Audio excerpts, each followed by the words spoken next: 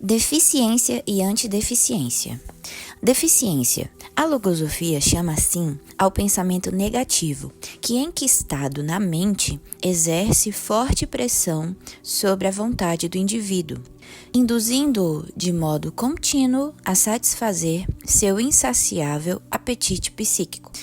É o pensamento tipicamente dominante ou obsessivo, que ao mesmo tempo que cumpre uma função totalmente prejudicial, tem tanta influência na vida do ser humano e se evidencia de tal maneira que este é apelidado por seus semelhantes com o nome do pensamento deficiência que o caracteriza. Por isso mesmo é que, em alguns casos, o indivíduo é chamado de vaidoso, rancoroso, egoísta, teimoso, intolerante, e em outros, de presunçoso, hipócrita, fátuo, intrometido, obstinado, nécio, etc. O curioso é que seu possuidor em geral permanece alheio a isso, talvez porque aqueles que o identificam com um defeito de que padece não lhe digam nada, ou se tratar de um segredo que gostam de comentar pelas costas. A configuração de uma deficiência pode variar no mesmo indivíduo. Isto quer dizer que nem sempre uma deficiência se comporta da mesma forma, o que às vezes torna difícil seu reconhecimento. Daí que seja tão importante realizar o processo de evolução consciente que leva ao conhecimento de si mesmo, porque nele cada deficiência pode ser observada sem se perdê-la de vista e pode ser reconhecida nos traços típicos de sua exaltação, sejam quais forem as variações que apresente ou as aparências de que se revista. Toda deficiência é produto do desvio experimentado pelo homem na integração de suas qualidades e do mau uso de suas condições intelectivas, psíquicas e morais. O desconhecimento de seu próprio existir como entidade consciente e capaz o leva a cometer inúmeros erros, que depois afloram como deficiências impressas em sua psicologia. As deficiências, em suma, atuam à maneira de quintas colunas psicológicas, introduzidas em nosso ser interno pelos agentes do mal. Daí, o trabalho que custa descobri-las, convencer-se de sua realidade e enfrentar com inteireza a tarefa de erradicá-las e expurgar nossa vida, a qual elas tanto prejudicam e deprimem. Antideficiência é o pensamento específico que selecionamos para conferir-lhe a missão de opor-se a determinada deficiência. Sob seu influxo, a vontade se fortifica e atua sobre a inteligência, instando-a a realizar movimentos mentais tendentes a anular o despotismo que o pensamento deficiência exerce sobre os mecanismos mental, sensível e espiritual do homem. Antideficiência é um pensamento polícia que deve ser instituído na mente, com a finalidade de vigiar, repreender e paralisar temporária ou definitivamente o pensamento deficiência. Técnica para enfrentar as deficiências. Nos começos do labor, sem dúvida que se tropeçará em dificuldades, sobretudo no terreno da compreensão, pois se impõem repetidas provas antes de encaminhar com uma respeitável margem de precisão os trabalhos que se realizem para localizar cada deficiência. Uma vez conseguido isso, será preciso levar a investigação bem a fundo na discriminação da forma que as deficiências possam apresentar, a fim de se descobrir a sutileza com que atuam os pensamentos que as configuram, tendo em vista que estes, para escapar da observação pessoal, costumam encobrir a intenção com grande diversidade de aparências. Guardam estreita semelhança com o camaleão, que dissimula sua presença tomando a cor da pedra ou da árvore onde se encontra. Daí que, quando se inicia o trabalho com uma deficiência, seja necessário perseverar na vigilância sobre ela, já que sua argúcia poderia impedir que fosse surpreendida no instante de sua manifestação. Um atinado exame feito a posteriori oferecerá a oportunidade de conhecer seus ágeis movimentos e estabelecer de que maneira e em que dimensão afetam o ser psicológico e repercutem na vida, podendo-se, além disso, observar se o afetado se acha mais disposto a transigir com ela, concedendo-lhe indulgência ou condescendendo com seus impulsos, do que reforçar a resolução de combatê-la. Estabelecido o grau de prejuízo que uma deficiência causa, deverá ser aplicado sem perda de tempo o método de extirpação gradual, debilitando-a com oportunos reajustes. Para tal efeito, deverá manter-se inalterável o propósito de superação e a atenção sobre a conduta, que há de ser paulatinamente adaptada às demandas da antideficiência. Da compenetração desse labor interno, conscientemente cumprido, irá surgindo cada vez mais ativo o poder da vontade para dominar qualquer deficiência que pretenda alterar a conduta. Forme agora o leitor a imagem de um fazendeiro de outra época, cujas terras tenham sido invadidas por feras, as quais, após assolar seus campos, sedentas de sangue, se lançam contra sua vivenda, com o objetivo de acabar com ele. Suponha também que alguém tenha feito chegar ao fazendeiro armas de fogo para a defesa de sua vida e de seus bens, armas que ele jamais viu e cujo uso, consequentemente, desconhece. Que fará com elas, se não sabe empregá-las? Porque as feras, embora se assustem com os estampidos, cedo se acostumam a eles e voltam ao assédio. Tão logo comprovam sua inoperância. Pois bem, os conhecimentos logosóficos serão tão inoperantes como as armas, caso não se saiba como empregá-los. Faz-se necessário, portanto, aprender a usá-los, servindo as presentes recomendações de guia seguro para isso. Tenha-se ainda em conta que, por sua vez, as deficiências são também feras mentais que não se conformam em devorar os pensamentos e projetos úteis que cada um armazena ou cultiva em seu campo mental.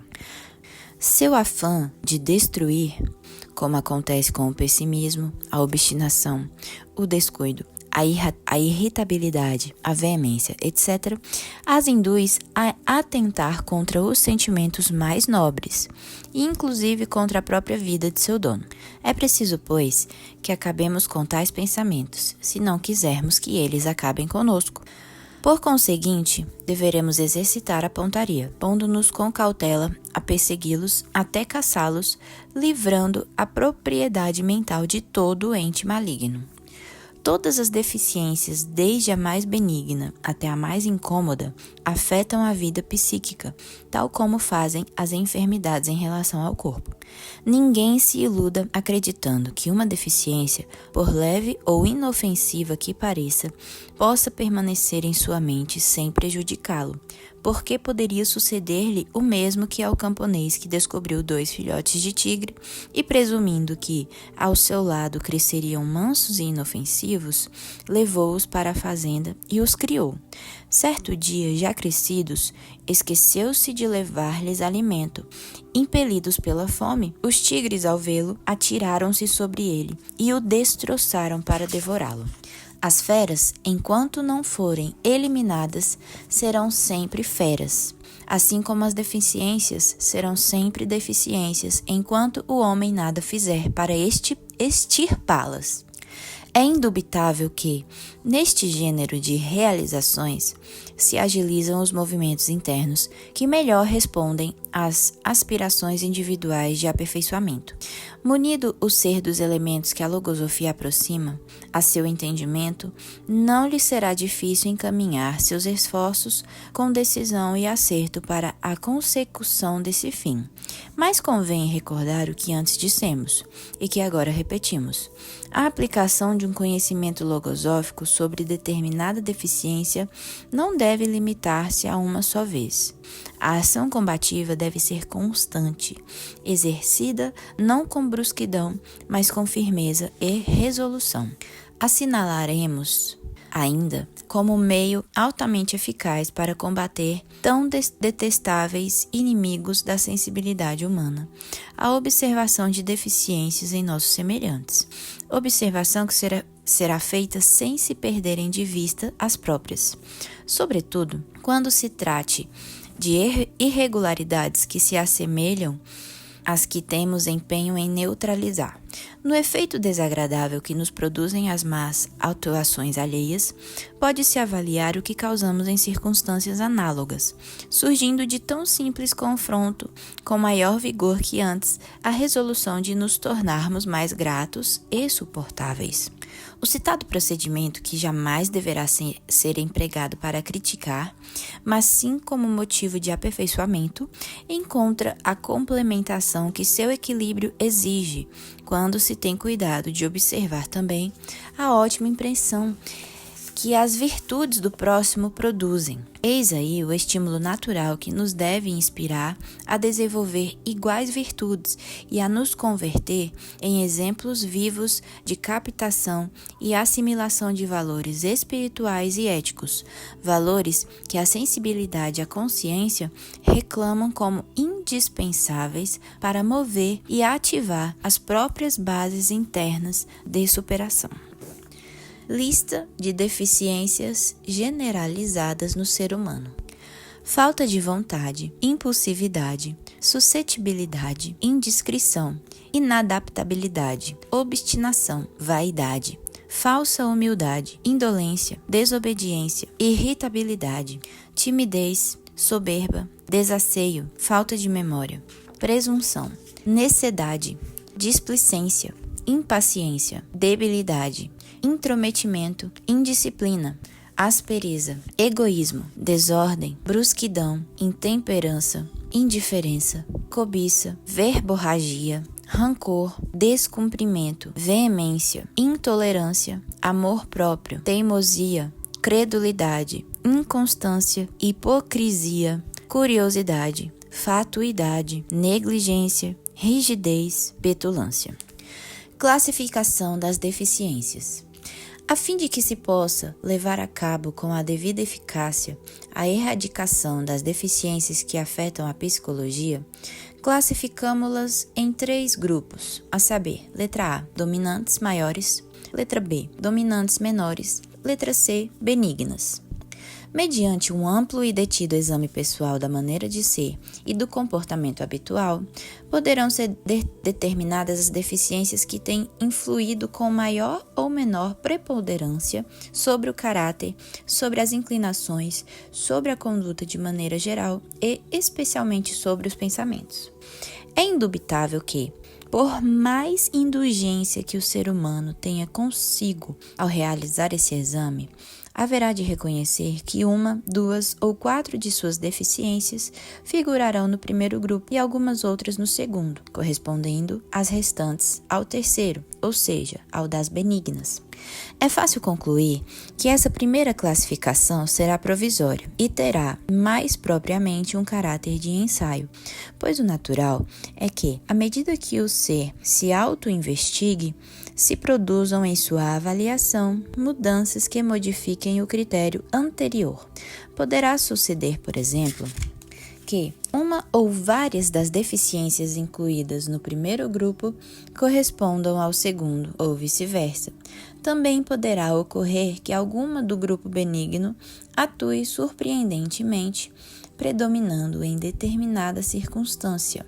Fato este que deverá ser observado com especial atenção, a fim de se vigiar sua possível reincidência, o que a colocaria no segundo ou no primeiro grupo. Aconselhamos não descuidar deste ponto e manter um firme controle sobre a deficiência em estudo, a fim de determinar sem equívocos onde colocá-la. Como neutralizar uma deficiência?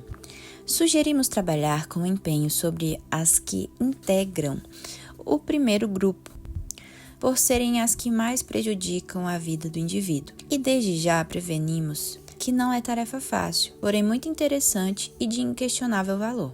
O essencial é que quem se propõe a levar a cabo esta tarefa saiba, sem a menor sombra de dúvida, que uma deficiência pode ser substituída por uma eficiência, ou seja, anulando-se o déficit, pode-se desfrutar a margem positiva que resulta do labor cumprido. Suponhamos agora que uma dessas deficiências seja a suscetibilidade, sinônima de melindre. É bem sabido que a pessoa que a padece se ofende no trato comum pelo mais insignificante motivo, e até sem nenhum, buscando inclusive pretextos que lhe concedam razões para responder de forma inconveniente aos que convivem com ela. O eficaz, pois, desde o instante em que se começa a enfrentar tal deficiência, é opor-lhe a antideficiência correspondente, neste caso, a equanimidade. Isso significa que a equanimidade será o objetivo a alcançar, e neste sentido se deverá pôr o máximo empenho, aonde nos levará o cultivo da antideficiência. A precisar em nós o sentido da inalterabilidade, ela dará maior equilíbrio a nosso juízo, mais clareza a nosso entendimento e, seguramente, nos acharemos muito acima das pequenezas que tão profundamente ferem nossa suscetibilidade. Evitaremos, portanto, as alterações que a deficiência promove e alcançaremos isso permanecendo atentos em todos os momentos de nossa atividade cotidiana. Veremos assim quantos fatores incidem nas alterações de nosso temperamento, principalmente nossos pensamentos, os quais teremos de aquietar e disciplinar. Uma vez que esta deficiência expõe a frequentes atritos e ressentimentos com os semelhantes, convém no trato com eles ter muito cuidado com qualquer mágoa ou irritabilidade sintomáticas dela. Isso deverá ser repetido tantas vezes quantas forem necessárias, até automatizar o procedimento com que se terá conseguido debilitar consideravelmente a deficiência. Mas, por maior que seja a satisfação e a alegria que esse exercício nos proporcione, nossa exigência ainda não deverá ficar conformada. Será necessário mais. Será necessário chegar a neutralizá-la por completo, não lhe dando em momento algum oportunidade de reincidir em nosso prejuízo. Vejamos a seguir outro exemplo do que acontece quando o ser analisa suas atuações aplicando a observação consciente. Descobrimos que habitualmente atua em nós um pensamento impulsivo de velho enraizamento em nossa mente, que seus frequentes arrebatamentos gravaram em nossa psicologia os tratos irreflexíveis da deficiência a qual pertence a impulsividade.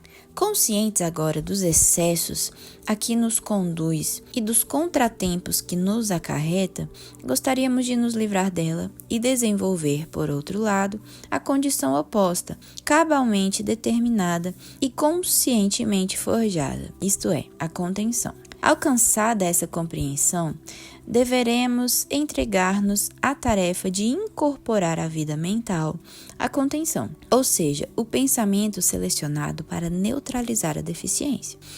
Esse pensamento deverá ser exercitado dentro da mente, e quando tenha adquirido vida própria e força suficiente, ver-se-á como ele induz o entendimento a voltar uma e outra vez ao estudo atento e minucioso do ensinamento logosófico que haverá de robustecê-lo.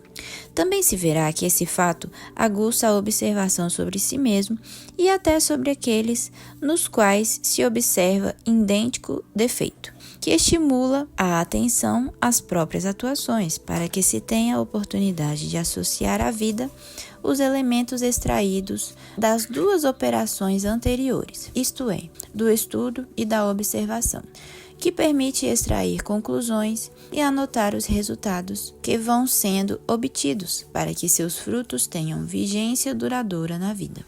Com tudo isso, o pensamento de contenção irá assumindo cada vez maior autoridade e, por conseguinte, maior dentro do espaço dimensional da mente, maior ação dentro do espaço dimensional da mente, que é seu meio psicológico natural. Relação das deficiências e antideficiências tratadas. Amor próprio, modéstia, aspereza, afabilidade, brusquidão, suavidade, cobiça, honestidade, credulidade, saber, curiosidade, circunspecção, debilidade, fortaleza, desasseio, asseio, descumprimento, formalidade, desobediência, obediência, desordem, ordem, displicência, expansão do ânimo, egoísmo, desprendimento, falsa humildade, sinceridade, falta de memória, memória consciente, falta de vontade, decisão, fatuidade, simplicidade, hipocrisia, veracidade, impaciência, paciência inteligente, impulsividade, contenção, inadaptabilidade, adaptabilidade, inconstância, perseverança, indiferença, interesse, indisciplina, disciplina,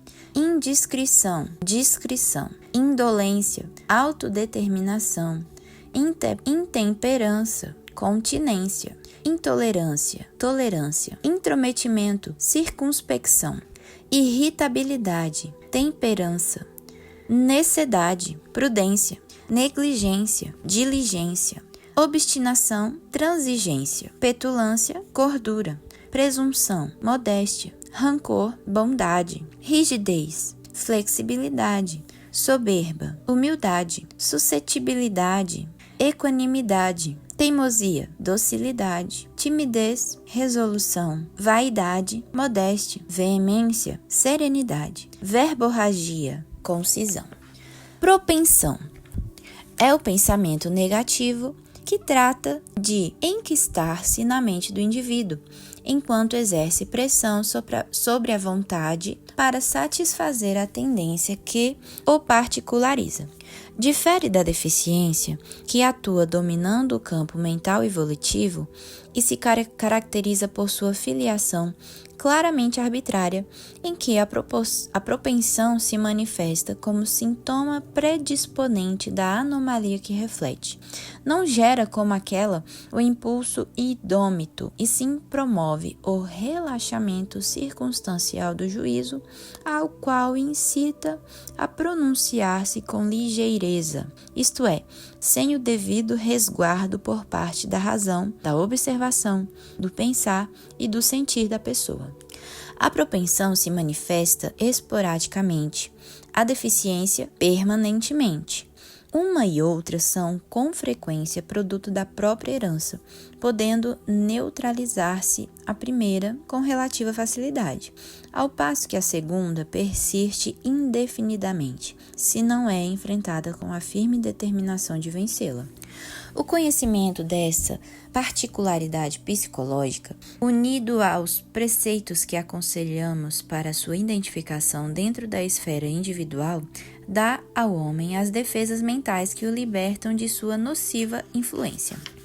Relação das propensões tratadas: ao engano, a adular, à frivolidade, à dissimulação, a prometer, a crer, à ilusão, ao deleite dos sentidos, ao isolamento, ao exagero, ao fácil, ao abandono, à discussão, ao desalento, ao desespero, à desatenção, à ira, a confiar no acaso, ao vitupério, ao pessimismo, à licenciosidade, ao descuido.